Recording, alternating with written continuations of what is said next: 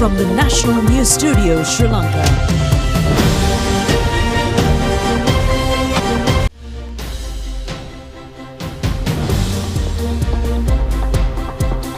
Hello there, good evening and welcome to the National News Broadcast. I'm Niketh Karunaratna. And I'm Shainali. Let's have a look at the headlines first.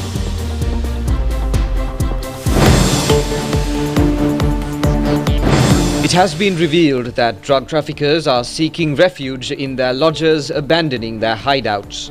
Police urge the public to provide information over such movements. Over 30 million rupees worth of assets belonging to Kuduroshan have been seized. Police investigate into the 100 million rupee worth house. 8 new acts to assure rule of law in next January. Rainy condition prevails in several districts. Property damages in many parts due to gusty winds and heavy showers. King Barnet passes away. Kilmisha returns home after conquering India.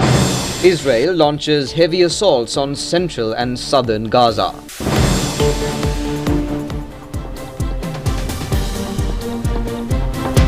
On to those and other stories in detail, and your top story for tonight is: the police have said that drug traffickers are seeking refuge in lodges while abandoning their hideouts due to the ongoing Yuktiya operation. Police media spokesman SSP Nihal Thalduwa has urged the public to provide information over such suspicious individuals residing in lodges. The Yuktiya operation is currently underway across the country in an effort to curb drug trafficking and organized crime syndicates. The police have said that Kuduroshan of Mattakkuliya and 14 of his close associates were taken into custody upon arriving from Nuwara Eliya. In a statement, DIG Roshan Rajapaksha said that all suspects have been identified as residents of Mattakkuliya area. 2 parcels of Mava and ice narcotics were also apprehended from their vehicles. A club with iron nails and another club alleged to be used for the protection of Kuduroshan were also taken into police custody. The Colombo Crimes Division in an inquiry said that 9 suspects were wanted by the police over several charges, including drug trafficking. The suspects were remanded until tomorrow after being produced before the courts. Police media spokesman SSP Nihal Thalduwa said that 1,422 raids were conducted yesterday and 1,379 suspects have been taken into custody, out of which he said that detention orders have been taken against 35. Also, he said that inquiries have been commenced over the assets of 3 suspects. He added that 37 suspects have been recommended for rehabilitation. The Illegal Assets Investigation Division of the Criminal Investigations Department has taken measures to seize general assets belonging to Kuduroshan, earned through heroin trafficking. Accordingly, a new house worth 24 million rupees in Rajavatta Ekala in Jayala and a 7.6 million rupee worth luxury vehicle belonging to him have been seized. Also, other assets along with a house in Nivandama South area in Jayala, alleged to be purchased and registered under the name of a brother of Kuduroshan, have also been seized. Meanwhile, the police investigated a 100 million rupee worth house today, which allegedly belongs to Kuduroshan. The house is still under construction in Udukumbura, Nape area in Nelundeniya, after obtaining a search warrant from the Varakapola Magistrates Court. A raid under the Yuktiya operation was conducted at the Kudavalla Fisheries Harbour and the surrounding areas from 4 am to 8:30 am today. 26 individuals, including warranted suspects, have been taken into custody. Another raid under the Yuktiya operation was conducted at the Colombo Fort railway station and surrounding areas. 20 suspects and 5 individuals with cannabis in their possession were taken into custody. 21 suspects were taken into custody during a raid conducted this morning in search of drug traffickers and organized criminals in the Gampaha area. Now, the Met Department says the rainy weather condition will continue to prevail in several districts in the country. And fairly heavy showers, about 75 millimeters, are likely to occur at some places in eastern and Ubud provinces and Hambantota district. The Met Department has indicated that showers or thunder showers may occur at times in several places elsewhere in the country. Fairly strong winds, about 40 kilometers per hour, can be expected at times in eastern slopes of the Central Hills and in northern, north-central, northwestern, eastern, Uva and southern provinces. Several houses have been damaged due to the gusty, windy condition prevailed in Batticaloa district. A sluice gate of the Moragahakanda reservoir was opened last night due to the increasing water level. The flood situation reported from several areas in Polonnaruwa district continues to increase due to the prevailing heavy showers in the region. Reports have indicated that several main tanks in the area have reached spill levels at present. Meanwhile, the overflowing of the Mahaveli River due to the heavy showers prevailing in upper catchment areas in Mahaveli River has resulted in a flood situation surrounding Galyala and Manampitiya areas along the Polonnaruwa-Batticaloa main road. The vehicular movement along the Padiyapalla road along Rikilagaskada and Hanguranketa was completely disrupted due to an uprooting of a massive tree this morning. The residents of the area together with the police managed to remove the tree from the road. Several landslides have been reported in Badula district with the prevailing heavy rainfall. Earth mount collapses and rockfalls have been reported surrounding the Badula-Mahiyangani road in the stretch between Badula and post in Taldena.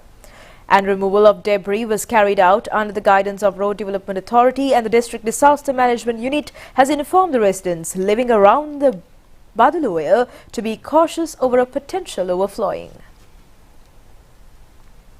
2 women have sustained injuries after 3 had uprooted on top of them while plucking tea leaves in the industry estate belonging to the Norwood Police Division.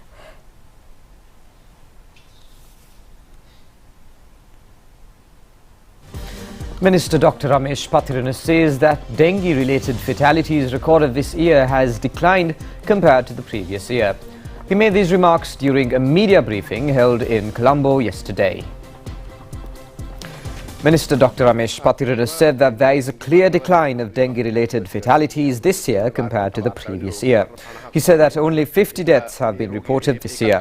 He emphasized that through awareness among the public, including the health officials, the number of fatalities and the spread of dengue can be further reduced.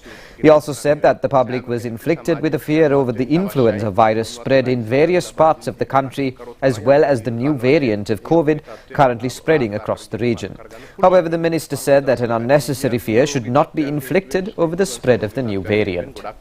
ශ්‍රී ලංකාවේ සමහර අවට කලාපවල පැතිරෙන COVID-19 ප්‍රභේදයක් පිළිබඳව JN1 කියන ප්‍රභේදය ශ්‍රී ලංකාවේ පැතිර යනවාද කියන ප්‍රශ්නේ ගොඩක් අය මතු කරලා තිබුණා. දැනට එවැනි තත්ත්වයක් පිළිබඳව අපි බියක් ඇති කරගත යුතු නැහැ පැහැදිලිවම. දැන් රෝහල් 19කින් අපි දිනපතා sample. Secretary to the Ministry of Health, Dr. Palita Mahipala, said that samples are being collected from 19 hospitals across the country on a daily basis. He said that the samples are being collected to detect the influenza virus and the COVID-19 variant. Accordingly, the ministry secretary urged the public to engage in health protective measures.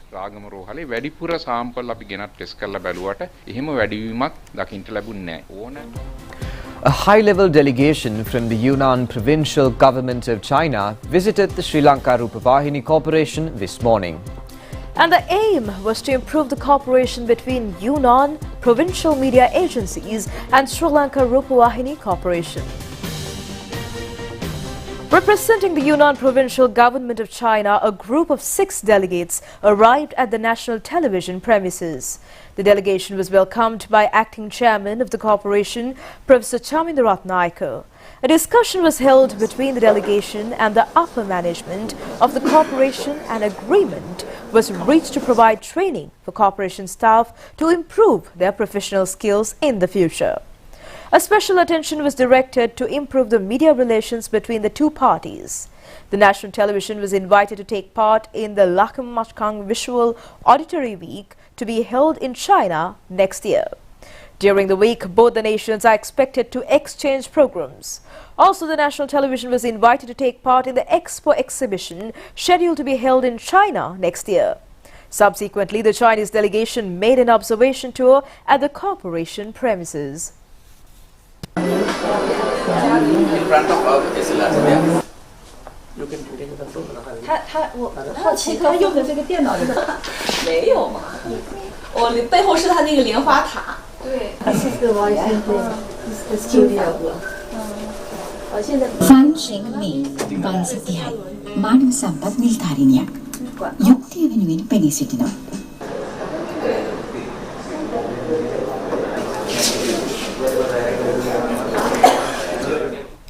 Minister Dr. Vijayadasa Rajapaksa says that 8 new acts will be presented in the month of January in an effort to safeguard the rule of law. The minister made these remarks during a media briefing held over the new laws and ordinances passed in the last 18 months by the Ministry of Justice to update the legal framework to increase the efficiency in delivering justice. Minister Dr. Vijayadasa Rajapaksa said that the constitution was amended several times by the politicians in the country to fulfill their wills and aspirations. Accordingly, he said that the constitution has been revised 21 times. The minister said that when they took over the government last year, they assured that the new constitutional amendment will be brought in to ensure the democracy and the rule of law. He added that the discussions were held with various stakeholders representing the public for the last 5 months. The minister pointed out that several reforms were introduced which were required to ensure the rule of law in the country. Accordingly, the minister said that adequate amendments have been introduced to the constitution to assure the rule of law in the country. He said that the government is expecting to pass 60 amendments to new and old acts in the next year.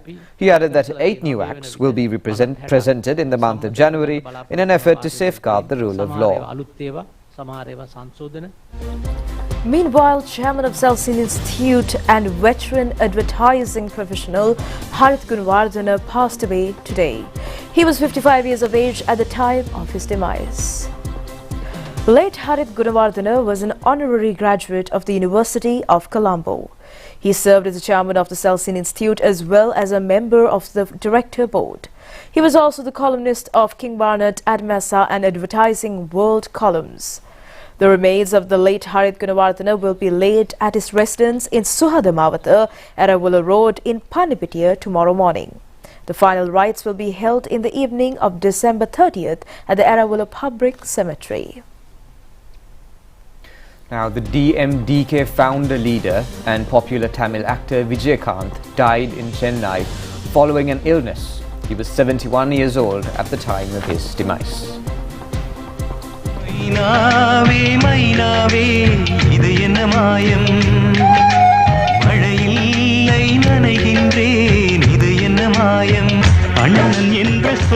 DMDK party informed through a post on its official X, former Twitter, that Vijayakanth was admitted to a hospital and put on ventilator support after he complained of breathing problems. His body was brought to his residence and was taken to the DMDK office. Earlier in November, Vijayakanth was admitted to a hospital in Chennai as his health deteriorated. Widely known as Captain, Vijayakanth's life is marked by a successful career in the Tamil film industry. He featured in 154 movies before venturing into politics. While holding a position at the South Indian Artists Association, Vijayakanth brought revolutionary changes to the South film industry. He founded the DMDK political party in 2005.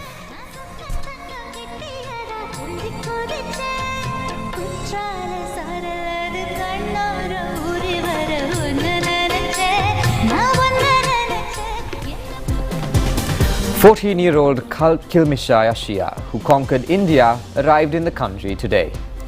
A resident of Jaffna, Kilmisha arrived in the country from Chennai, India to Palali Airport this evening.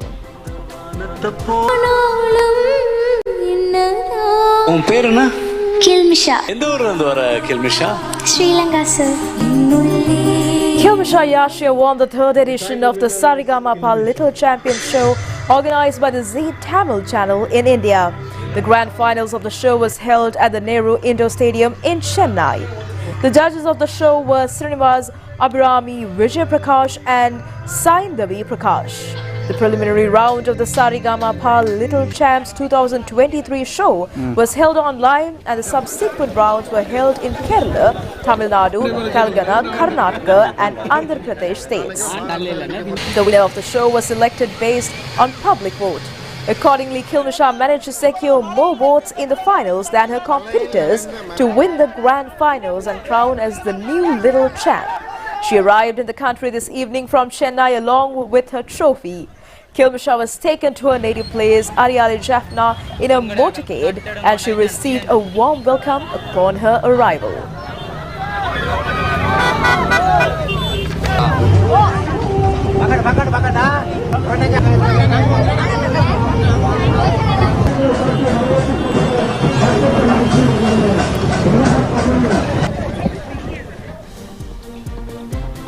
Stay tuned for more local stories on the other side of this break. Prima Kutumi. Stay safe, eat hot.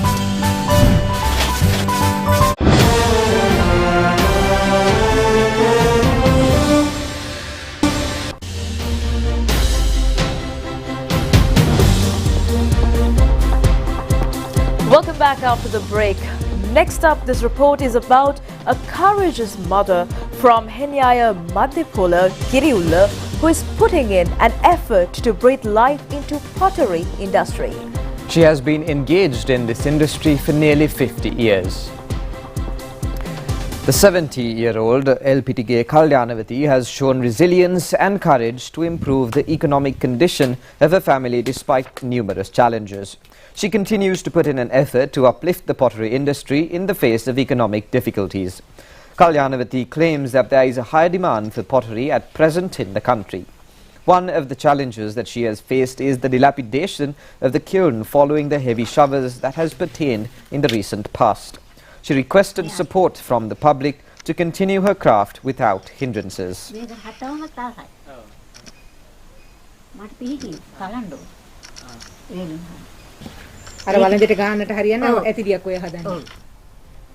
Meantime, the construction of the Pansagoda Bridge in Minuanguda, which was remained standstill for 1.5 years, resumed today. The financial allocation for the project is at 120 million rupees. The State Development and Construction Corporation under the Ministry of Highways is in charge of the construction activities. The construction of the bridge commenced in March 2021 and remained standstill following the COVID-19 pandemic and the economic crisis. Following negotiations between Ministers Prasanna Ranatunga and Bandula Gunawardena, the Ministry of Highways allocated necessary funds to resume the project. The Bansal Road, where the bridge is situated, is considered as the most convenient route to reach Gampaha via Minuanguda. This project expected to benefit residents in 10 surrounding villages, and Minister Ranatunga instructed the officials to complete the construction within a period of 6 months. Ceylon Electricity Board are currently in the process of installing 4 high-tension transformers on behalf of the Sri Lanka Sripada Stania. The CEB has indicated that the new measure will ensure uninterrupted electricity supply to the Sripada Stania for the next 50 years. The transformers are being installed in Vahana areas following the Nallatanni Sripada Road. The Ceylon Electricity Board has said that this initiative will ensure uninterrupted electricity supply to the Sripada Stania for the next 50 years and to support the initiative to provide drinking water for pilgrims.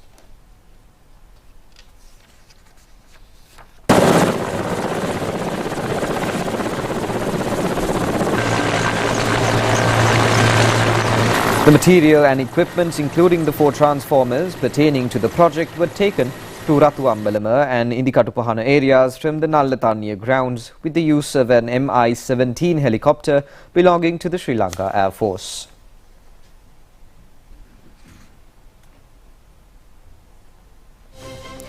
And now let's take a look at several local news items in brief.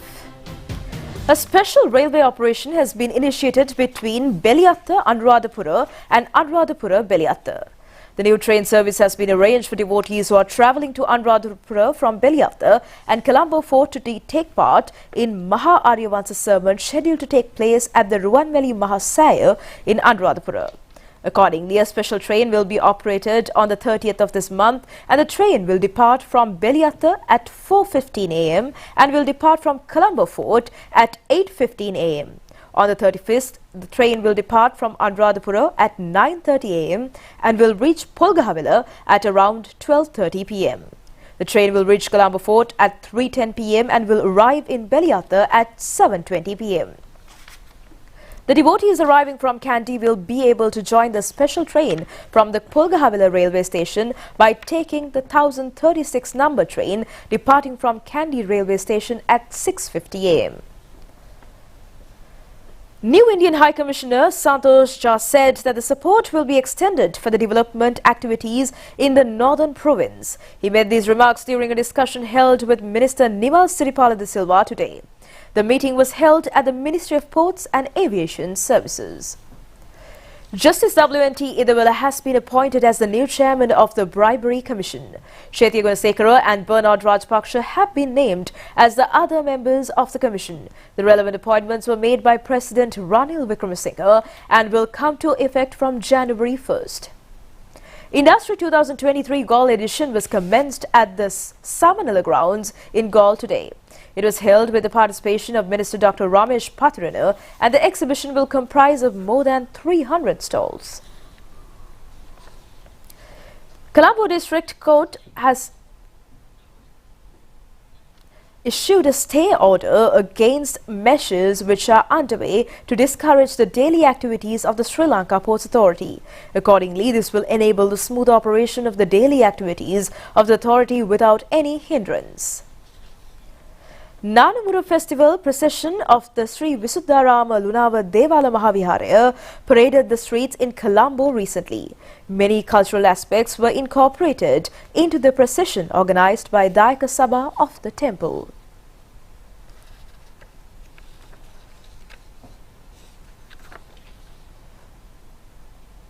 "500 e-books composed by Sri Lankan students were released to the cyberspace for the first time in history.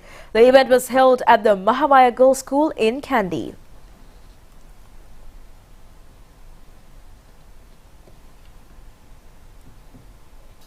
Meanwhile, the tallest Christmas tree in South Asia was unveiled at the Negombo Fort grounds. The 150 feet tall Christmas tree is illuminated with 25,000 colorful bulbs. The body of the student who went missing while bathing in Mudukatwa coastal line in Maravilla was found trapped in a reef this morning. Residents took measures to rescue and hospitalized 2 other students who were also drowning in the sea. The student who went missing was identified as a grade 11 student of the Fatima School in Mudukatwa.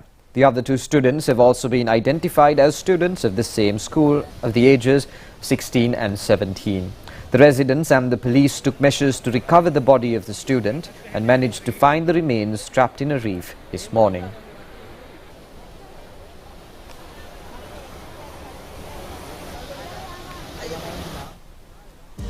Stay tuned for foreign news after this break.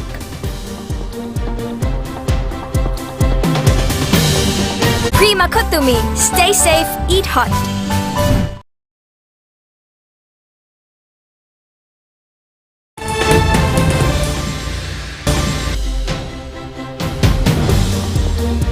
Welcome back, and now on foreign news, foreign media reports that Israel is expanding its ground offensive into Palestinian refugee camps in central Gaza. The UN has expressed grave concern after Israeli strikes reportedly killed dozens of several camps in the recent days. Heavy fighting is also continuing to the south in the city of Khan Yunis. Meanwhile, the Palestinian president has described what is happening in Gaza as beyond a war of annihilation. The Hamas-run health ministry has said at least 195 people have been killed across the territory over the past 24 hours. More than 21,100 have been killed, including mostly children and women. Moving on from Israel to Ukraine, we have foreign media reports that White House has approved another tranche of US military aid to Ukraine worth $250 million. American officials say that the latest package includes air defense, artillery and small arms ammunition and anti-tank weapons.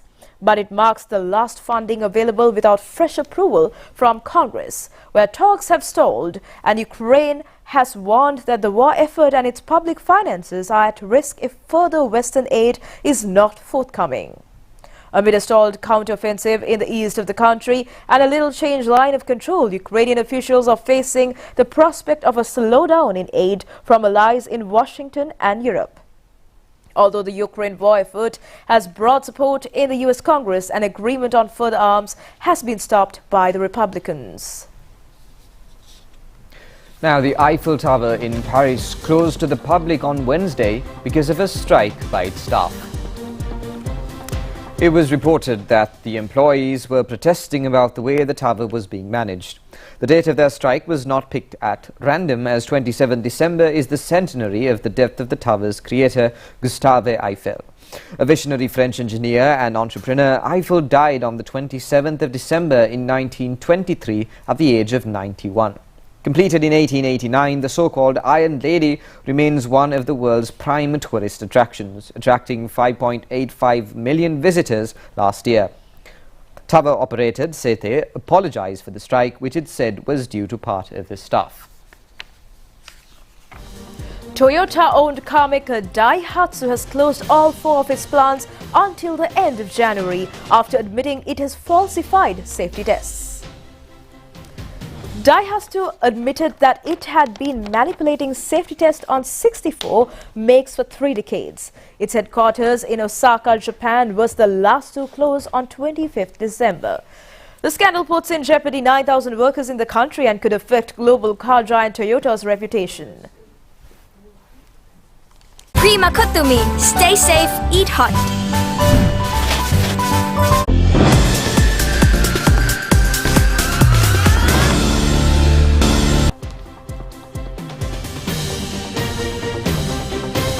And on sports news for tonight, the opening ceremony of the 8th Lawyers Cricket World Cup was held at the Pisara Oval grounds today.